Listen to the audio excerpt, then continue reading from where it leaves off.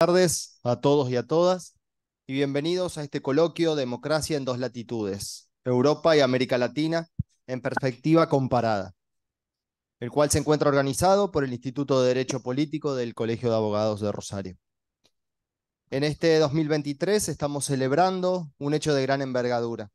Nuestro país lleva transitando 40 años de democracia ininterrumpida. Es por ello que queremos aprovechar para generar este espacio de diálogo, debate e intercambio de experiencias. Nos acompañan hoy el doctor Ricardo Gil Lavedra, prestigioso constitucionalista, quien estará unido vía remota y a quien estamos viendo ahora. Y también contamos en este auditorio con la presencia del señor cónsul general de España en Rosario, Pablo Platas Casteleiro, el señor cónsul honorario de Francia en nuestra ciudad, Mohamed Ndao, y el señor cónsul general de Chile, Rodrigo Araya Murgués. A ellos les agradecemos muy especialmente su presencia y que hayan accedido generosamente a acompañarnos. Además, queremos destacar, por supuesto, la presencia de nuestro presidente, el doctor Lucas Galdiano, quien nos acompaña también. Destacar también la presencia de la diputada nacional Germana Figueroa Casas, de la doctora Araceli Díaz, quien también nos acompaña, miembro del Tribunal de Ética de nuestro colegio.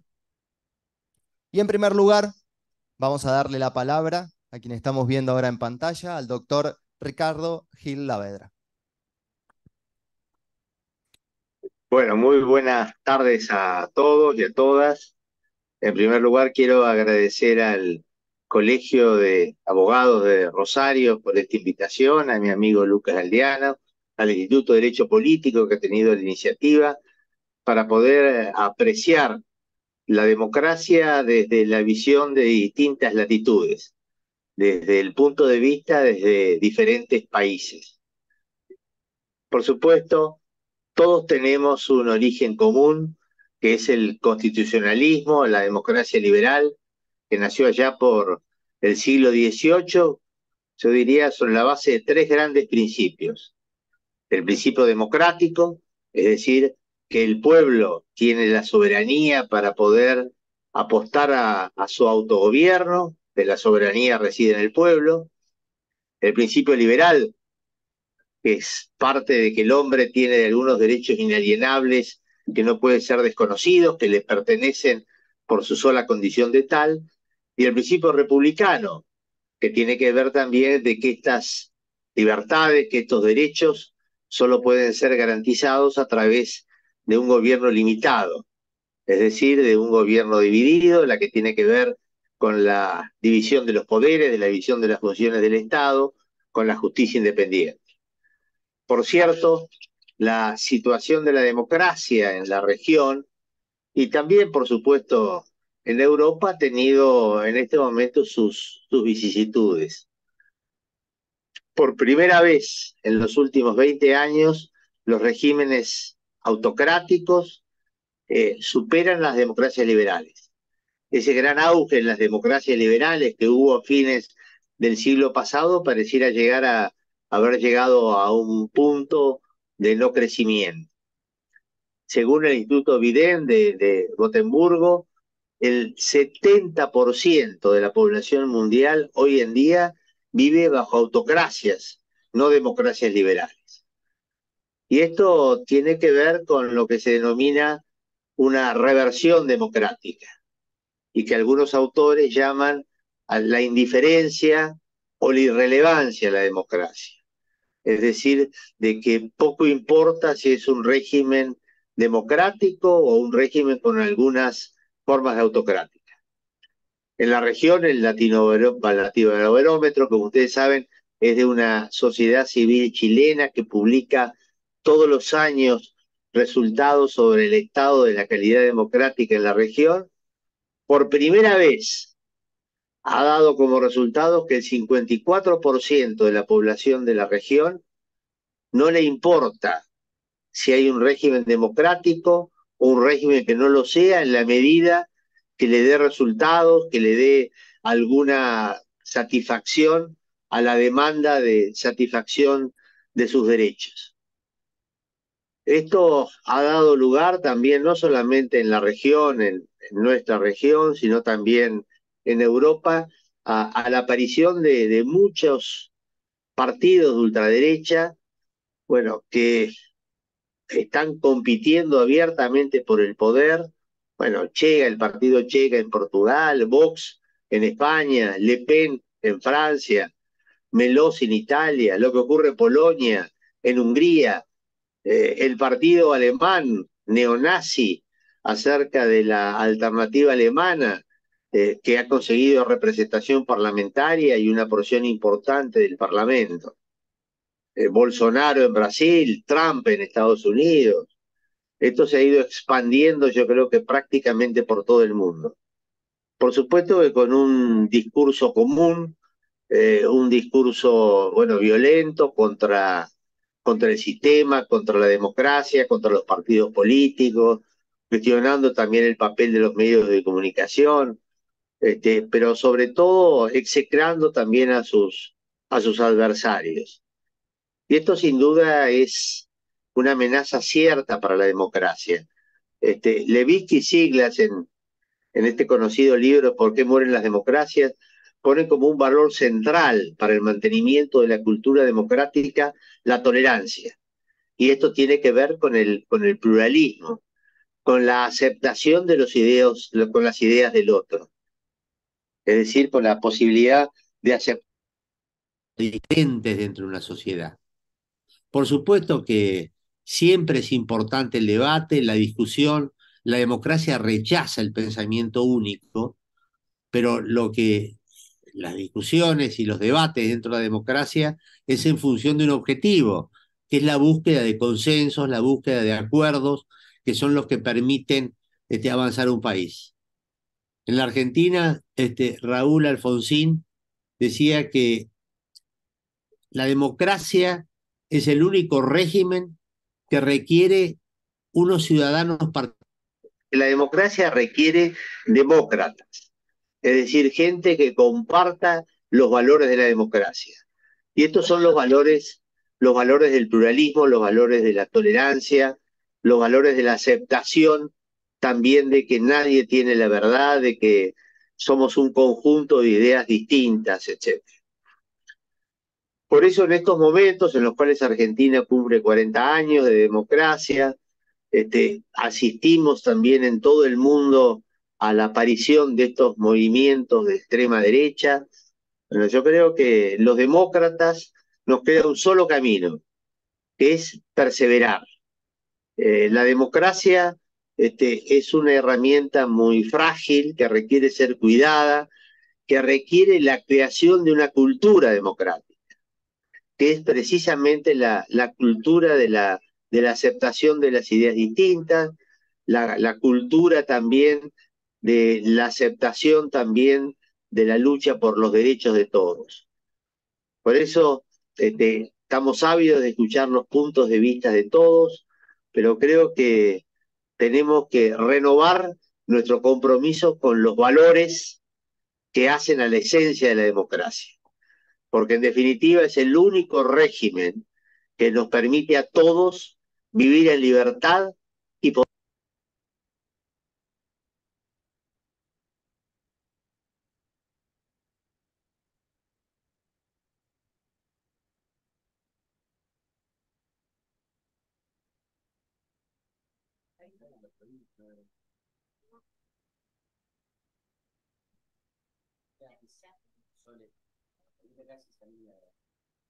Ah, bien. ¿Nos estará escuchando? Bueno. ¿Nos está escuchando, doctor? No. Bueno, es una lástima. La verdad que yo había escrito. A ver.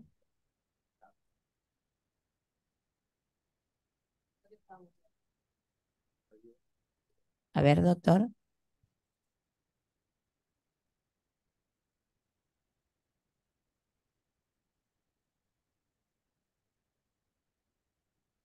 ¿Nos escucha?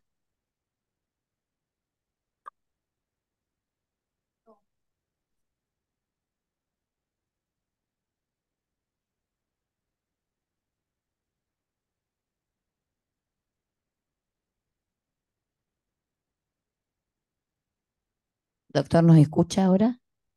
No, ningún lastre. ¿Vos, Betina, estás escribiéndole?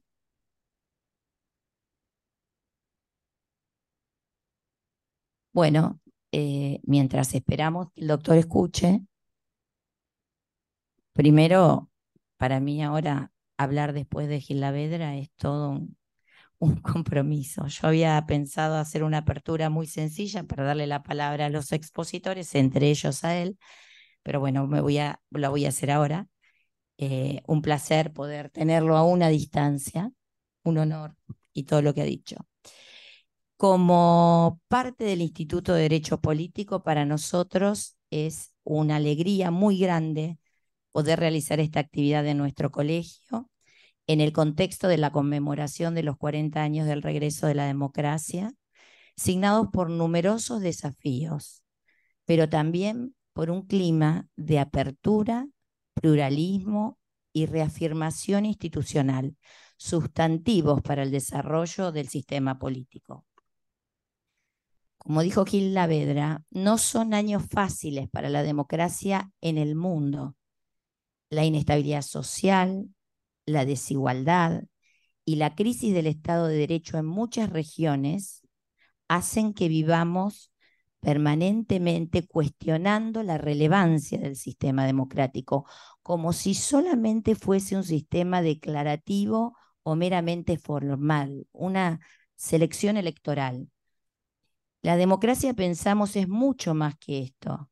Es una forma de legitimar la representación política, pero también es la vigencia de un sistema de normas que ordena el desarrollo social, que equilibra los desbalances del poder y que permite la expresión de todas las voces en la reafirmación de sus identidades, de sus roles y de sus derechos.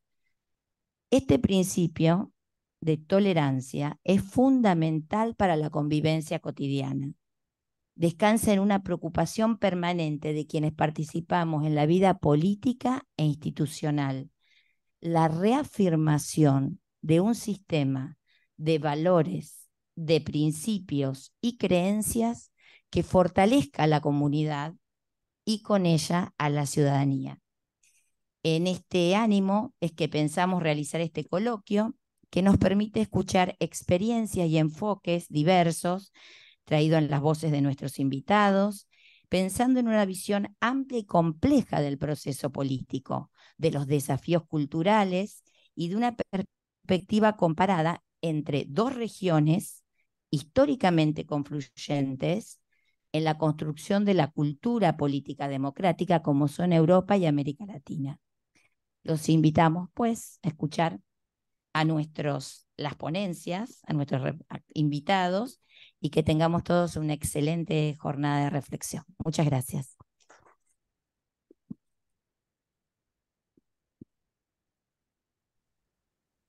Tenemos el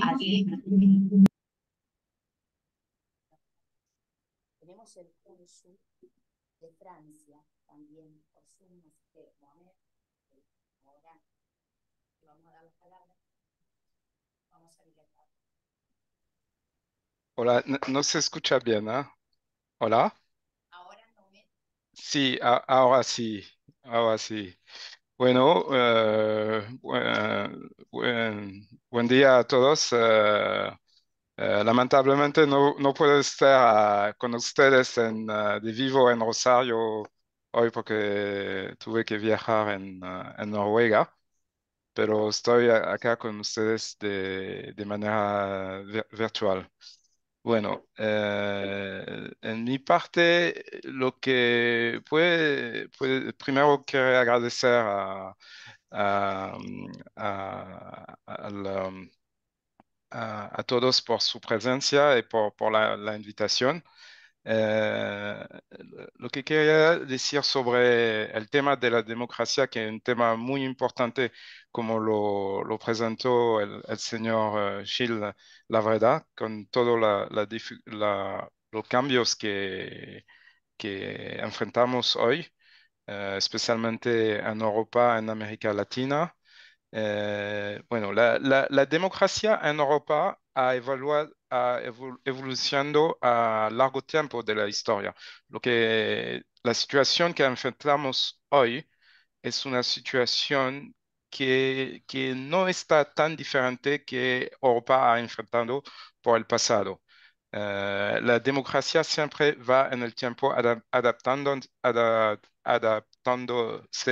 de diversas formas y enfrentando a desafíos significados.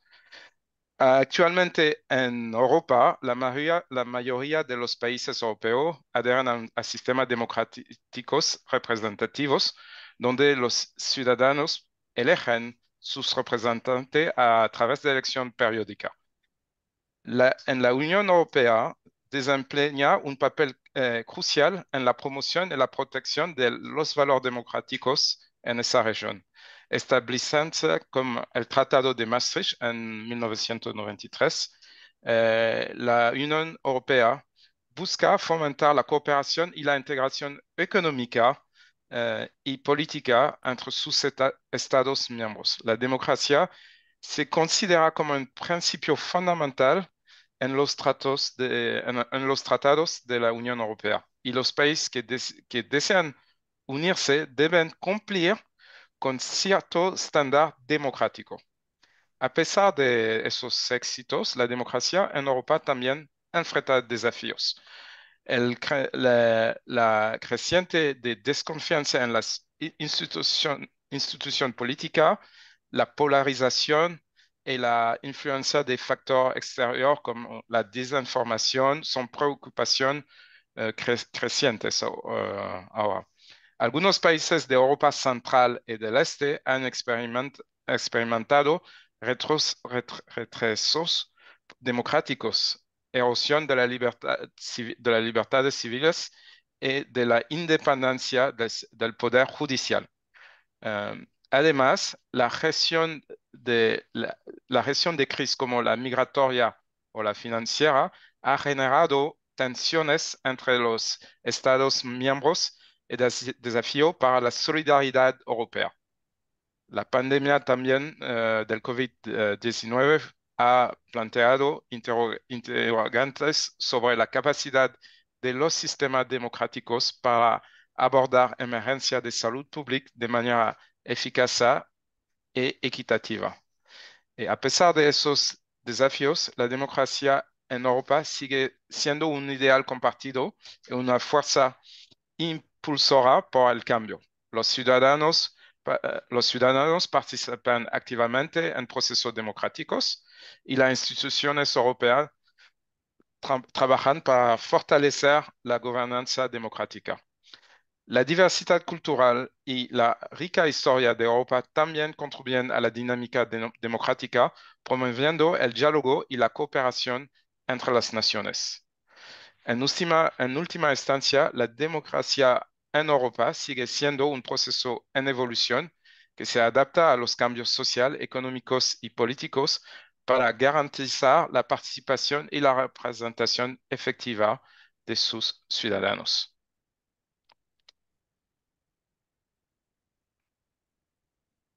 Muchas gracias, Mohamed. Muchas gracias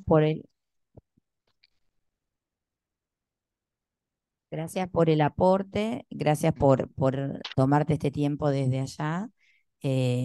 Habíamos hablado de esta situación ya en una visita que hizo en el colegio en otra oportunidad, y muy esclarecedor todo el planteo, todo lo que nos fue pasando con la pandemia también acá, también tiene muchas aristas similares.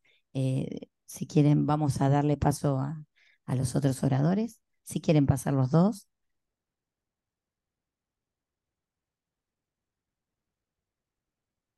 La idea es que ellos se expongan y que si quieren después abrir alguna pregunta, van a estar dispuestos a contestarlas.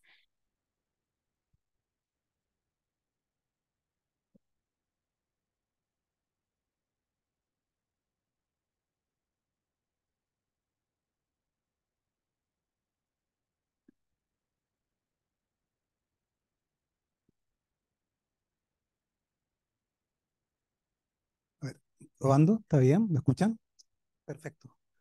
Muchas gracias. Primero, presentarme. Soy Rodrigo Araya Murgues, el cónsul general de Chile en Rosario.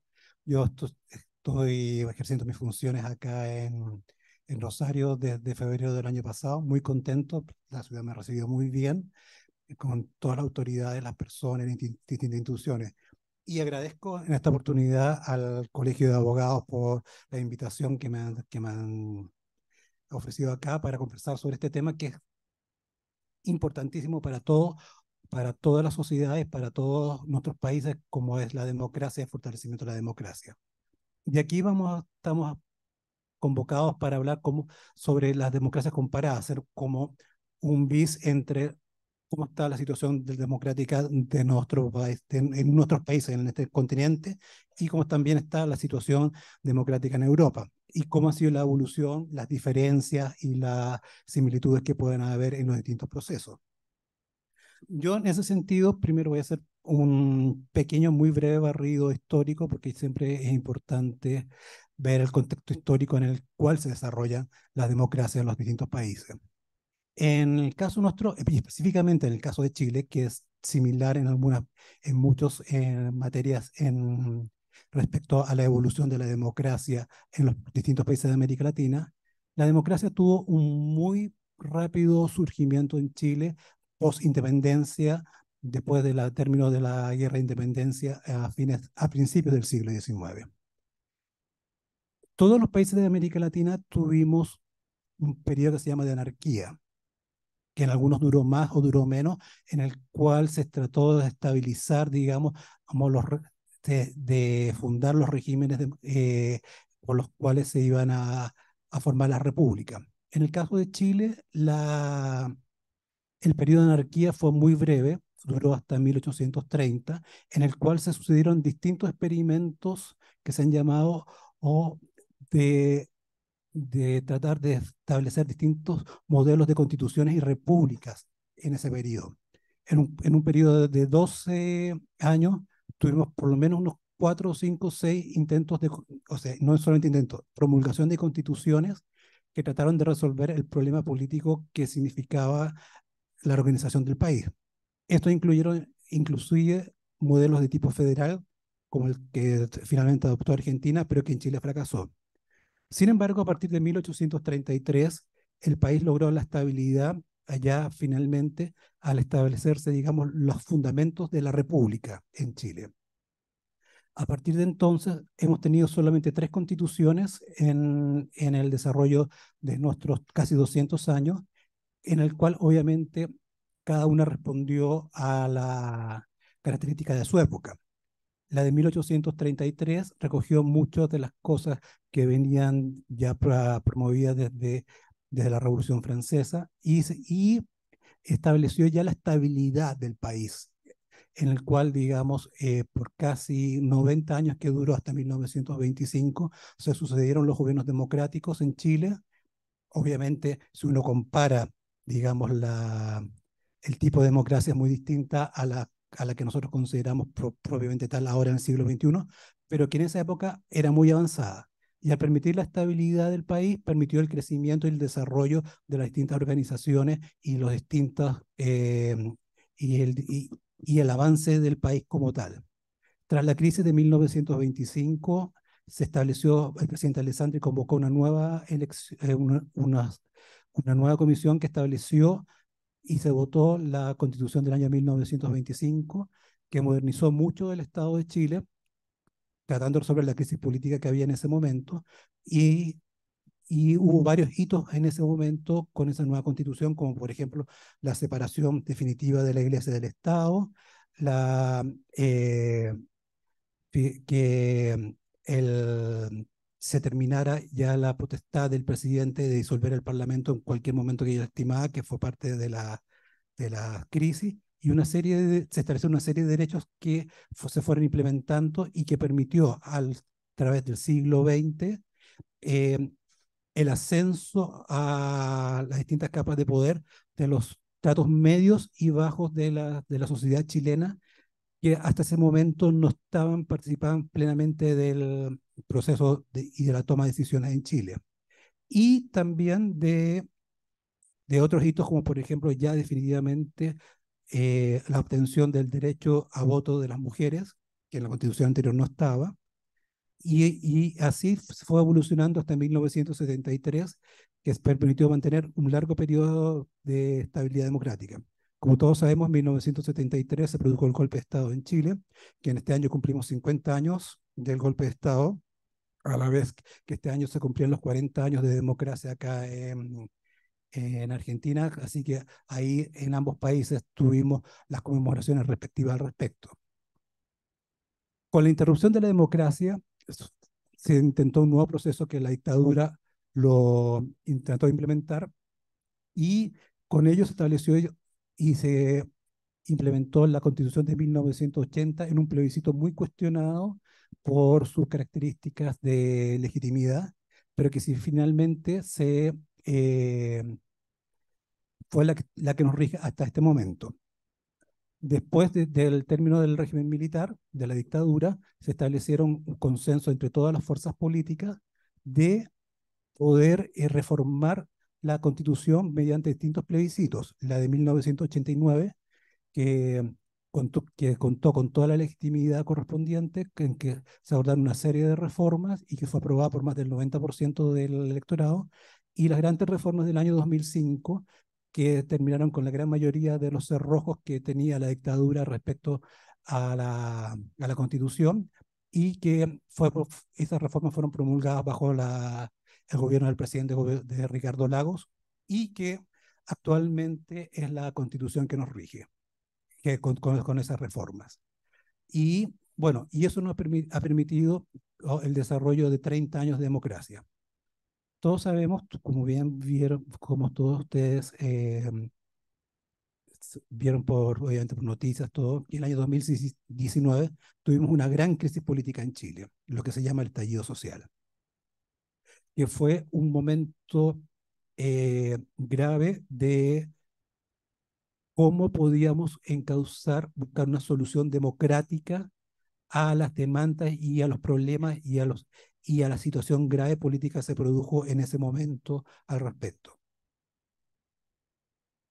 La política de acuerdo finalmente entre las distintas fuerzas políticas, entre izquierda y derecha, se sentaron a conversar para ver cómo solucionar la grave crisis política, y de eso derivó la propuesta de establecer una nueva constitución que pudiera encauzar las demandas que en ese momento la gente estaba en las calles exigiendo y que estaba poniendo en jaque al sistema democrático en sí mismo. Y el gran beneficio de la democracia que fue justamente de que las fuerzas políticas dentro del Congreso fijaron un cronograma constitucional para poder resolver la crisis política que que está enfrentando y en cierta manera todavía sigue enfrentando nuestro país. Con ello se logró, digamos, un primer intento de escribir una nueva constitución que definiera, digamos, un nuevo camino hacia Chile hacia adelante. Pero ese primer intento por la primera convención fue ampliamente rechazado por la ciudadanía en un plebiscito totalmente democrático el año pasado, y ahora nos encontramos en un segundo proceso constitucional en el cual próximo mes, el 17 de diciembre, la ciudadanía va a tener que aprobar si está de acuerdo o no está de acuerdo que entre a regir ese nuevo texto constitucional. Yo de ese texto sobre las características no me puedo pronunciar ni me puedo hacer comentarios, porque yo acá en Rosario soy presidente de la Junta Electoral en Rosario, y tengo que dar absolutamente presidencia política respecto a las opiniones, que sea a favor o en contra del texto, que en este momento hay un debate muy grande en Chile al respecto con las distintas posiciones. Por lo tanto, en ese sentido, yo no, si alguien me pregunta sobre qué me parecen los nuevos textos constitucionales, no le puedo responder, porque tengo que responder a esa presidencia política y darle garantía a los electores en el proceso constitucional. Pero sí decir de que la grave crisis política que tuvimos en 2019, ¿cómo se está tratando de solucionar? Con democracia. Y que el pueblo decida, primero rechazó una primera alternativa de solución. Vamos a ver qué es lo que pasa en el siguiente, en diciembre, pero la crisis política se está tratando de resolver por democracia. Y ahora, básicamente, como estamos hablando de democracias comparadas, solamente algunas características de lo que podríamos decir cómo es el régimen democrático en Chile hasta este momento. No sabemos cómo va a ser más adelante, pero hasta este momento comparado con algunas diferencias que hay en la gran mayoría de los países de Europa. Porque en Chile y en gran mayoría de los países de América Latina, nosotros tenemos un régimen presidencialista, aparte de ser unas repúblicas, pero un régimen de tipo presidencialista, a diferencia en Europa que la gran mayoría, con excepciones, tienen regímenes de tipo parlamentario, en el cual nosotros en América Latina y en Chile en particular, el poder presidencial, el presidente tiene un gran poder de toma de decisiones y para poder tanto ejecutar políticas de Estado, proponer leyes, etcétera, y con una mayoría parlamentaria que, a diferencia de en los regímenes parlamentarios, principalmente en Europa, muchas veces los presidentes acá en América Latina y en Chile en particular tienen que lidiar con congresos o parlamentos que a veces no tienen la mayoría política por distintas razones. Que en el caso de Europa, si es que cuando son democracias parlamentarias, si pierde la mayoría en el Parlamento, se tiene que convocar a elecciones anticipadas. Ahí hay una gran diferencia. Por lo tanto, también ahí tenemos otra diferencia en el cual los tiempos de gobierno son indeterminados en Europa. Depende de cuánto dure la mayoría, si es hasta que cumpla las elecciones correspondientes establecidas por un periodo que establece las constituciones. Pero si pierde antes de ese periodo las elecciones, obviamente tiene que llamar a elección anticipada. En Chile no pasa eso. En elecciones de medio término, si pierde la mayoría, el presidente sigue gobernando, pero tiene la tarea cuesta arriba de tratar de sacar las leyes todo para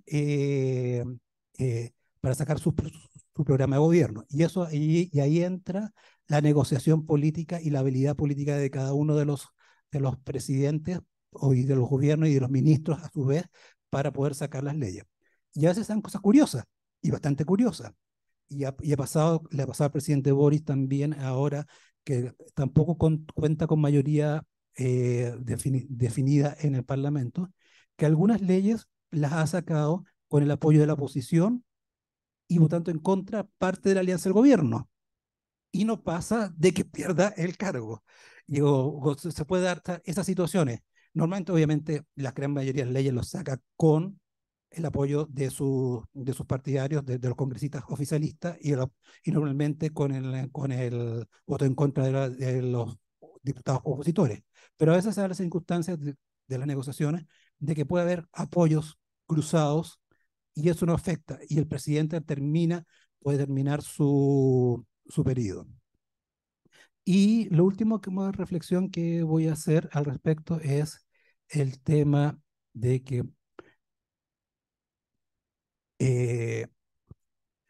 algo que dijo también Mohamed y quien dijo el profesor, en Europa, digamos, también tienen la gran diferencia de que, bueno, tan bajo, ellos soberanamente han querido unirse a través de un sistema de integración que hasta el momento es la Unión Europea. Y para lograr eso, obviamente, tienen que tener una serie de requisitos y entre ellos es cumplir una serie de normativas democráticas de cumplimiento de requisitos democráticos para que puedan estar. Pero también ha implicado que muchos de los gobiernos han tenido que ceder parte de su soberanía a una institución superior que está en Bruselas. Entonces, muchas de las decisiones que afectan a los ciudadanos de Europa no se toman en las capitales locales, sino en Europa. Eso no ocurre en América Latina. Ahora, ojalá nosotros llegáramos en un futuro a un proceso de integración en América Latina como lo ha tenido la Unión Europea. Nosotros tenemos muchas más cosas comunes en otros países que Europa para poder avanzar en una integración, una cultura común, una sociedad común, un lenguaje común. pero sin embargo hemos fracasado absolutamente en poder integrarnos como región para enfrentar los desafíos mundiales y estamos muy lejos de lo que lo ha logrado Europa en este momento. Ojalá lleguemos, pero también para eso, democráticamente, nosotros tenemos que, que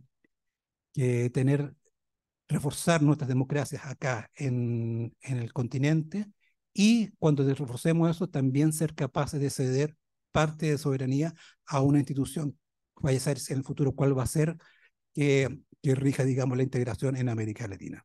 Yo creo que eso sería.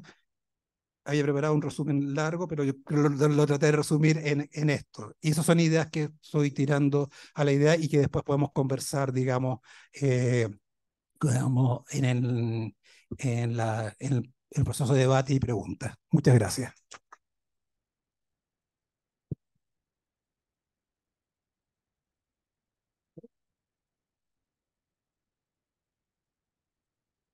Buenas tardes, mi nombre es Pablo Platas, soy el Cónsul General de España en Rosario desde hace nada más que 3 meses. Acabo de llegar y después de la presentación del profesor Gil, de Mohamed o de Rodrigo, la verdad es que yo vengo con 4 ideas hilvanadas, más reflexiones que una presentación. No vengo a contarles lo que es España, vengo a reflexionar sobre en qué punto estamos todos en la democracia. En nuestro caso, voy a ser muy breve con respecto a la situación en España y, por supuesto, me encantará responder a preguntas si hubiese. El lunes hará 48 años que murió Franco. Somos una democracia joven también. En nuestro caso, la democracia surgió tras la muerte del dictador. No consiguió, las fuerzas políticas no consiguieron acabar con la dictadura. Fue un hecho biológico el que acabó con la dictadura. 48 años es una democracia muy joven, como lo es la argentina, como lo es la chilena. En el caso de los que estamos aquí hoy, de Francia no, Francia tiene una tradición larguísima de democracia. Nuestras democracias son jóvenes, han sufrido muchos vaivenes. La española, aprobamos una constitución en 1978 con una amplísima mayoría de los ciudadanos, pero desde entonces hemos tenido un golpe de Estado, terrorismo que ha asolado el país durante décadas, casos de corrupción terribles que han alcanzado todas las cotas de poder posibles y todas las instituciones del Estado. Hemos sufrido luchas con el independentismo, luchas políticas muy complicadas que todavía hoy mismo, hace escasas horas, se ha formado gobierno en España con una gran polémica que ha dividido en parte a la sociedad, pero todo dentro de la democracia. Y al final es un éxito de la democracia. Yo reflexionando de qué quería compartir hoy con ustedes, lo que pensaba es, mi mensaje es positivo, porque yo creo que en Argentina, en España, en Chile, en Francia, sin lugar a dudas, somos casos de éxito de lo que la democracia da a sus sociedades. ¿Que tenemos problemas todos? Sin lugar a dudas. En el caso de España hemos tardado desde julio en conseguir formar un gobierno, se aprobó hoy al mediodía, en medio de una gran crispación política, pero dentro de la democracia, dentro del juego que permite la Constitución. Como decía bien Rodrigo, somos un sistema parlamentario muy difícil de comprender muchas veces para los sistemas presidencialistas. En España, el gobierno que se ha formado hoy, el presidente del gobierno no es quien ganó las elecciones. Eso es un sistema parlamentario. Se unen los representantes de diversos partidos y conforman una mayoría que no pueden formar otros, y es lo que les da el gobierno. Pero más que entrar a hablar de las características de la democracia en mi país o en Europa comparado con América Latina, yo creo que realmente compartimos mucho el momento en el que estamos. El Economist Intelligence Unit, que es una cosa que leemos mucho los diplomáticos y que es como la base en la que de los grandes sociólogos, de los grandes politólogos que marcan los vaivenes, dice que en su último informe, que es de hace unos meses, dice que solo hay 24 democracias consolidadas en el mundo, democracias plenas. Y entre ellas están Chile, España, que acaban de entrar en esta última edición, sin lugar a dudas Francia, está también Uruguay, la cónsul de Uruguay nos iba a acompañar hoy, como democracias consolidadas. Pero no hay tanta diferencia con los problemas que pasamos las democracias europeas y las democracias de América Latina. Al final, la democracia como la conocemos hoy, porque por mucho que la democracia empieza al siglo XVIII, los valores, los principios, las mujeres no votaban, votaban solo los hombres libres. Eso no eran democracias para lo que nosotros entendemos hoy. Las democracias como las entendemos hoy, segunda mitad del siglo XX, empiezan y son democracias que van unidas al estado de bienestar. Lo que está en peligro es el estado de bienestar que hemos construido. El gran riesgo es la desigualdad, mucho más que la extrema derecha, mucho más que los vaivenes políticos. Para mí, el gran riesgo es la desigualdad.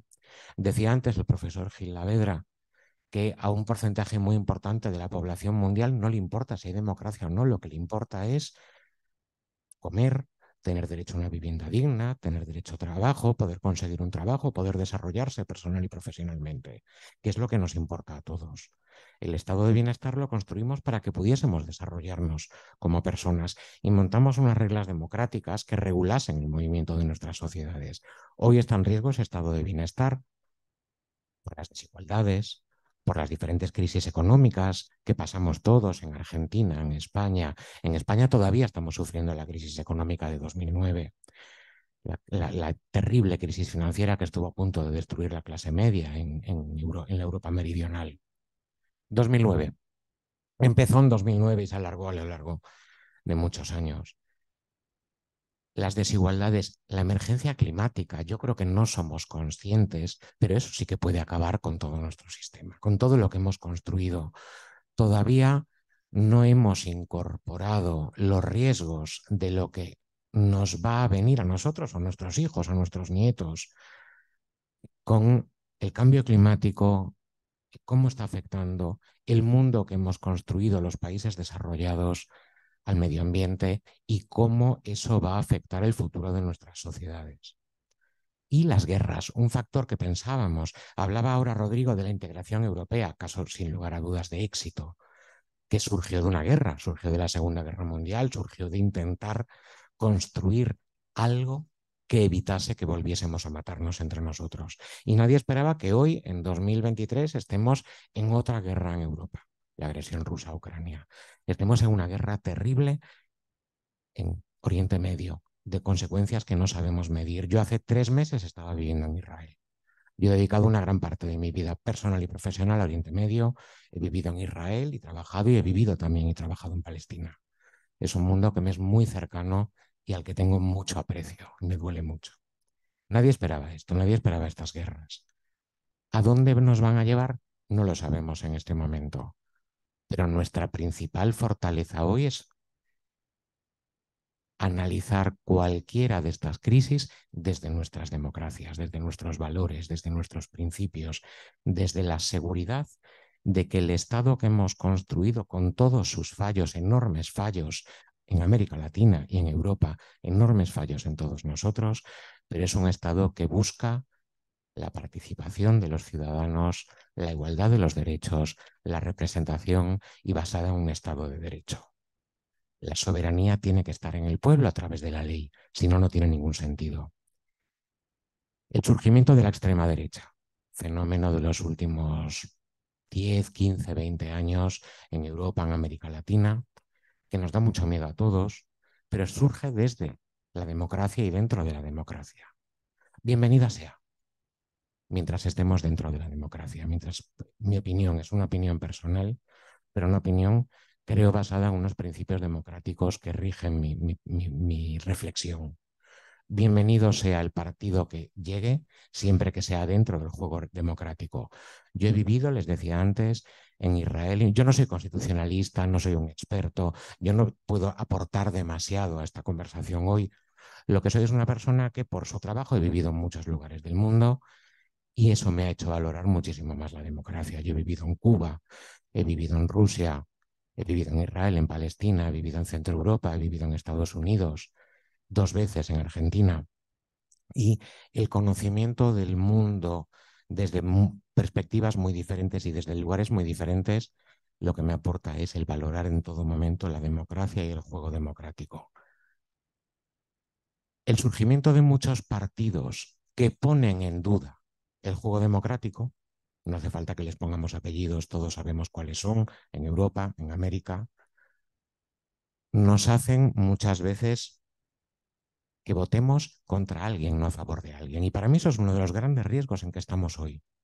Y hablo de mi experiencia personal como votante en mi régimen democrático en España, que hay veces que voy a la urna para evitar que gobierne alguien, no porque comparta mis valores con el programa o con los principios que alguien presenta a una campaña. Y eso yo creo que es algo que nos está pasando en todas partes. En Estados Unidos, republicanos votan demócrata por evitar a Trump, o al revés, que en Europa, en muchos países, se vota a un partido determinado para evitar que la extrema derecha llegue al gobierno. Es lo que ha pasado en España, en una de las tantísimas lecturas que puede haber de los últimos meses políticos de España, pero una en la que coinciden muchos es que el votante español se movilizó para evitar la entrada del partido de extrema derecha en el gobierno. Y al final el resultado que arrojaron las urnas dieron una mayoría progresista absolutamente inesperada que consiguió formar gobierno hoy. Todo para evitar que entrase un partido determinado que socava, parece que puede socavar las instituciones democráticas. En su mensaje lo hace, pero por ahora está dentro del juego democrático y sigue dentro del juego democrático.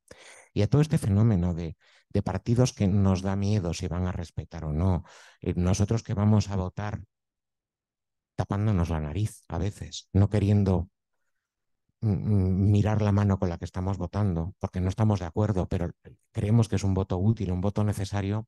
Otro de los grandes riesgos para mí de nuestras democracias es la información, la pésima información de estos años.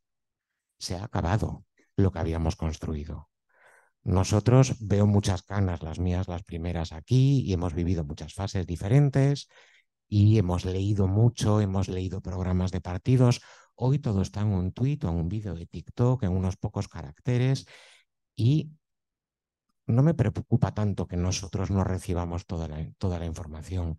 Lo que me preocupa y lo que yo creo que es un riesgo para nuestras democracias es los jóvenes votantes que no han conocido otra época y que votan con una reflexión que se reduce. Yo soy tan analógico que ni siquiera sé cuántos caracteres es un tuit, pero 37, me suena el número, no sé cuántos son, pero unos pocos caracteres, y ahí está todo, y de ahí no podemos pasar, y ahí se queda toda la información, y en un vídeo cortado, editado, en el que no queda claro nada, con unos mensajes muy poco elaborados que son los que venden y los que convencen. Y el voto cabreado, igual que nuestro voto, que yo decía, el mío, que voy a votar con un poquito de repulsión, pero voy a votar para evitar que alguien gobierne, el voto cabreado, de sin pensar en absoluto en el programa, y votas cabreado, votas contra el sistema, votas contra la casta, votas contra quien sea. Y no estoy hablando de unas elecciones en Argentina, aquí estoy hablando de las elecciones en España que tuvimos en julio. Estoy hablando realmente. Pese a todo ello, sigo siendo optimista estamos dentro de democracias y todavía no se han socavado los principios, siguen siendo válidos. Hay contrapesos, hay checks and balances. ¿Están reduciéndose? Sí. Muchos regímenes, hablaba también Gil hace un momento y también lo mencionaba Mohamed, muchos gobiernos en Europa han aprobado leyes que restringen esos contrapesos parlamentarios, que restringen los contrapesos de los sistemas judiciales, para dar más posibilidades, para limitar un poco la separación de poderes y dar más poder al Ejecutivo o al Legislativo, dependiendo del sistema. De nuevo, quien tiene que retomar el papel que en un momento dado depositamos en las instituciones es la sociedad civil, es este colegio de abogados, son ustedes, son los colegios, son las asociaciones de padres en las escuelas, somos las asociaciones profesionales, los gremios profesionales, los grupos de todo tipo que tenemos que reclamar nuestro papel y ser nosotros los portadores de esos contrapesos. La prensa independiente, de nuevo, algo que también cambia muchísimo. Desconozco, ahí yo no puedo hablar de la prensa en Argentina, llevo muy poco tiempo, sí, de la prensa española. Hace 40 años teníamos una prensa de calidad, una prensa de muchísima calidad, donde leías a grandes periodistas que te hacían reflexionar. Hoy, de nuevo, está todo muy mediatizado, muy politizado, no hay prensa independiente o casi no la hay. Todo está indicado para mover el voto de un grupo determinado de población hacia un lado o hacia otro, y se ha perdido ese gran contrapeso que era la prensa. Es nuestra labor exigirlo y reclamarlo, y cuando no ocupen ellos ese papel, es el nuestro de la sociedad civil. Nosotros tenemos que ser. Acabo con dos mensajes. Hoy que se formó el gobierno en España con una enorme polémica, porque como les decía hace un momento, va a presidir el gobierno el segundo candidato más votado en las elecciones y no el primero, que no ha conseguido los socios parlamentarios que le permitiesen obtener una mayoría suficiente. Hoy el presidente electo, hoy el presidente de gobierno, Pedro Sánchez, en su último mensaje, una vez que había sido elegido, dijo algo que yo creo que es muy importante y que al final es la base de nuestros sistemas. Toda victoria es temporal y toda derrota en política, en democracia, también es temporal. Tampoco tenemos que rasgarnos tanto las vestiduras, porque todo es temporal mientras estemos en el juego democrático. El problema es el día que salgamos. Hemos visto algunos países en esa deriva. Decía Gil Labarde hace un momento, el 70% de la población mundial no disfruta de un régimen democrático. Los que sí lo hacemos tenemos que cuidarla, pero sabiendo también que no tenemos que rasgarnos tanto las vestiduras con los riesgos y con las luchas contra la democracia y cómo están cargándose la democracia en determinados países, gane quien gane, se forme el gobierno que se forme en España hoy, gane quien gane dentro de 2 días en Argentina, todo es temporal en democracia mientras sigamos en democracia. Y después, para acabar, yo creo que lo más importante, que es la tolerancia, que la base de cualquier sistema democrático, la base de nuestras sociedades hoy es la tolerancia y el respeto. La democracia se basa también en eso. Y somos sociedades tolerantes en América Latina, en Europa. Ese camino lo hemos transitado ya. ¿Hay riesgos? Sí. Ni un paso atrás como mensaje. Continuamente es una de las frases que domina mi actuar como ciudadano responsable en mi país. Pero lo hemos conseguido. Hoy todos tenemos el voto. Hoy todos hemos conseguido derechos, minorías impensables, ya no hace décadas, hace pocos años, hace muy pocos años han conseguido sus derechos de ser reconocidos en sociedad, sus derechos civiles y políticos que eran impensables. Lo hemos conseguido. Estamos en un buen momento. Problemas, muchísimos, pero yo creo que para hablar de democracia tenemos que partir de esa posición privilegiada que nos da ser latinoamericanos o ser europeos que hablamos desde un régimen democrático. Gracias.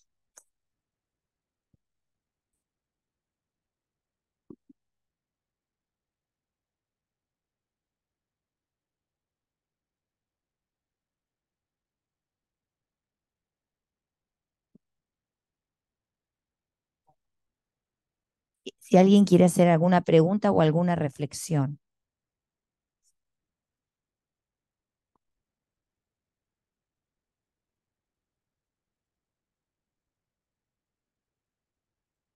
Bueno, buenas tardes. Al cónsul de Chile ya lo conozco. Quería hacerle una pregunta al nuevo cónsul de España. Bienvenido primero. Yo soy Norma Pascal, la titular de Internacional Público de Integración, como se llama esta materia hoy día en la UCA UCEL. Obviamente el problema y el tema que quisiera una reflexión un poquito mayor, más allá que usted es cónsul y no político, es obviamente el tema que queda pendiente en España, que es el independentismo catalán y la amnistía que propone Pedro Sánchez. Obviamente es el nudo gordiano que quedó pendiente, así que si es tan amable por un tema didáctico también. Un gusto, señor. Justo la pregunta a evitar hoy.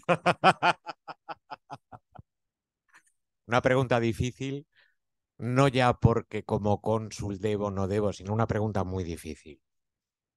Porque cualquier respuesta implica una toma política, que es lo que yo tendría que evitar, pero no voy a evitar. El independentismo en España, el reconocimiento del papel diferente de las diferentes naciones que componen España, es una de las asignaturas pendientes, una de tantas asignaturas pendientes que tenemos en España.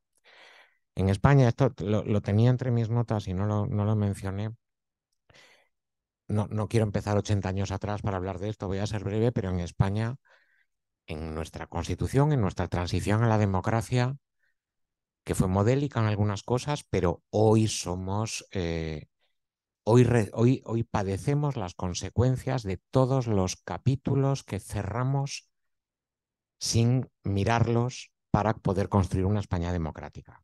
Entre ellos el papel de Cataluña, del País Vasco, del nacionalismo gallego, menor pero también existente dentro del Estado español. Ha habido un auge del independentismo, sobre todo en Cataluña, durante los últimos años, y desde la consulta ilegal que se realizó en Cataluña en octubre del 17 creo que fue, si no me equivoco, las condenas, la persecución judicial, aplicando las normas del Estado de Derecho, la persecución judicial de todas las personas que habían cometido delitos en la organización de aquella consulta ilegal. Se aplicó el Estado de Derecho. Yo, como diplomático en diferentes países en los que he vivido desde el 17 hasta hoy, he tenido que defender, hablando con las autoridades o con los colegas de los países en los que vivía, cómo esa aplicación del Estado de Derecho era el reconocimiento del papel del Estado de Derecho en la Constitución española. De la misma forma que también reconozco que las cuestiones políticas se debaten en sede parlamentaria y no en un juzgado. ¿Se aplicó el Estado de Derecho? Sí. Quizás no fue la mejor opción. Y en cualquier caso, hoy, para formar un gobierno progresista, los partidos que conformaron una mayoría hoy necesitaban los votos de los independentistas y les ofrecieron la amnistía a cambio.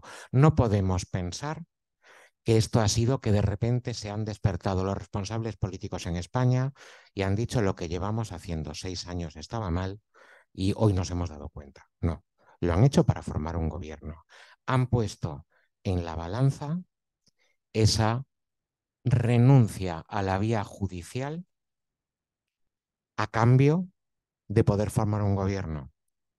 Pero yo, más allá de eso, que está causando muchísimo daño en España y una enorme polémica, creo que para mí la lectura hoy, ante hechos consumados, yo no soy un responsable político, yo no tomo las decisiones, ante los hechos consumados por los responsables políticos, mi lectura hoy es: los problemas políticos se resuelven en el Parlamento y devolvemos con la nueva situación. No sé si la ley de amnistía era la única vía para llegar aquí, pero es la que forzó uno de los partidos para aunar los votos necesarios para formarse un gobierno. Las cuestiones políticas vuelven a la sede parlamentaria y salen de los juzgados. Creo que para resolver, en el sentido que sea, la cuestión de las personas que en Cataluña no se sienten parte del Estado español y quieren dejar de formar parte, creo que era necesario dar este paso.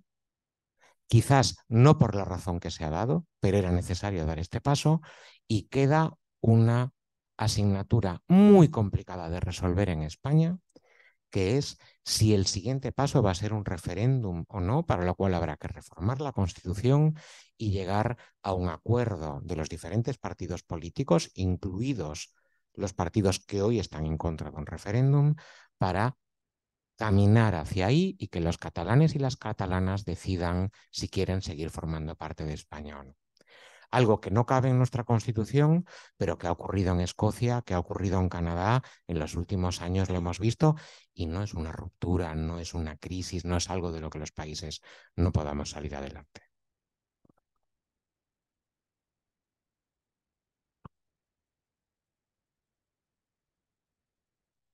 Buenas tardes. Bueno, un placer estar acá en este lugar escuchándolos a todos y a ustedes especialmente. Una pregunta para usted, el señor cónsul de Chile. Brevemente, porque es larga, no se puede expresar mucho porque puede ser larga la pregunta, pero bueno, lo que pueda expresar usted partiendo de la base de que la democracia, ¿no es cierto?, es el mejor mecanismo para el orden social y especialmente para un Estado de derecho de bienestar, ¿no?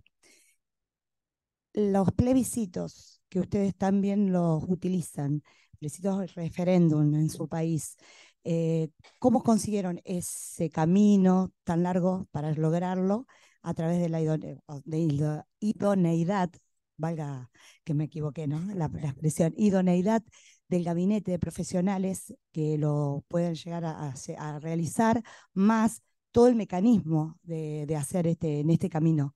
Lo lograron mucho mejor que nosotros, no lo hemos podido hacer. Por eso, brevemente, en la que medida de las posibilidades, lo pueda comentar. Sí, bueno, nosotros no teníamos una tradición de plebiscito. No, por eso. No, es más, o sea, nunca la habíamos tenido, inclusive tantas elecciones como hemos tenido, tipo de elecciones, plebiscitos como en el último tiempo. Pero sin embargo es un mecanismo que está establecido en la Constitución, pero que no había sido activado. El plebiscito, cuando fue la crisis del 2019 con el estallido social, como dije, y se buscó una manera de poder canalizar en forma democrática esa crisis para que no hubiera una ruptura democrática. Las fuerzas políticas definieron en ese momento que la mejor solución podía ser la convocatoria a una convención constitucional que pudiera eh, escribir un texto de nueva constitución que pudiera ser sometido a la población, si está de acuerdo, como una manera de buscar una solución a las demandas que había en ese momento. Sin embargo, el plebiscito, si bien estaba establecido, no estaba normado específicamente con todos sus reglamentos en la Constitución. Y ahí entraron los negociadores de los distintos partidos políticos, desde la izquierda hasta la derecha, para ver el mecanismo, cómo se iba a hacer, entre ellos porque no era solamente la convocatoria al plebiscito, No. sino también cómo se iba a estructurar una convención constitucional que en ese sentido no estaba normado, cómo iba a funcionar, cómo iba a estar constituido, cómo iba a sesionar, cómo iban a tomar las decisiones, bajo qué mayorías iban a tomar las decisiones. La idoneidad de esas personas. Y la unidad de esas personas, quiénes iban a poder postular, etcétera. Exacto. Y todo eso se hizo a través de, obviamente, una negociación democrática en el Parlamento y se estableció un proyecto de ley que fue votado finalmente, en que se estableció todo el cronograma electoral que iba a ser y después cómo iba a ser el mecanismo para que se pueda escribir esa nueva constitución y después ser sometida a la Voluntad popular. a la decisión del La pueblo. voluntad popular. Y eso fue aprobado por la gran mayoría del Parlamento y ahí se estableció. Cuando el texto anterior fue rechazado por la población, que no, por un 62%, que estimó de que no era un texto que le gustaba, que no era convocante, llámese como se quiera, pero que fue rechazado. Vinculante, ¿no? No fue vinculante. No.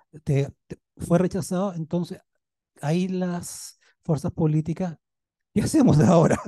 Que nos quedamos, si bien hubo un previo plebiscito que estableció que un 80% de la población quiere una nueva constitución, pero después el segundo plebiscito, esa constitución que se le propuso, un 62% dijo que no le gustaba el texto, entonces quedamos en tierra de nadie y nuevamente volvió, como bien dice, me gustó la palabra que usa Pablo, a sede parlamentaria, a ver cómo buscar la solución. Y ahí nuevamente las fuerzas políticas se sentaron a conversar cómo solucionar este entuerto en que estábamos y se estableció un nuevo cronograma con nuevas reglas distintas a la anterior, en el cual, porque por ejemplo, la constitución, la primer intento de escritura de la constitución se estableció por una convención constitucional que iba a estar formada por 100% de las 100% de personas elegidas democráticamente, ¿ya?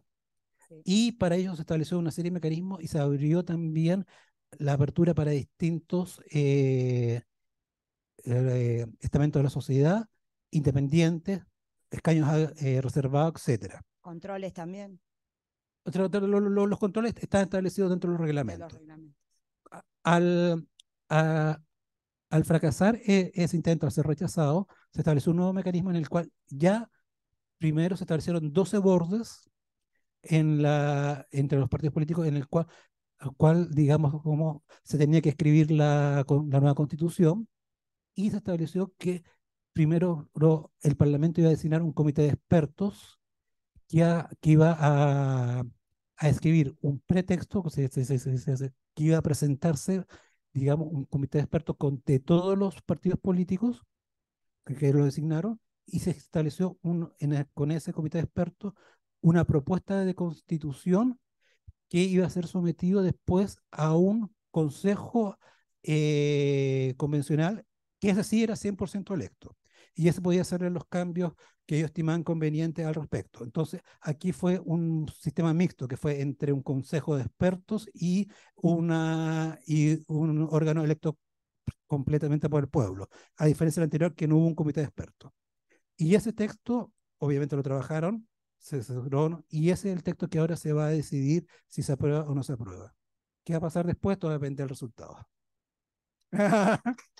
Bien. Vamos a hacer una última intervención.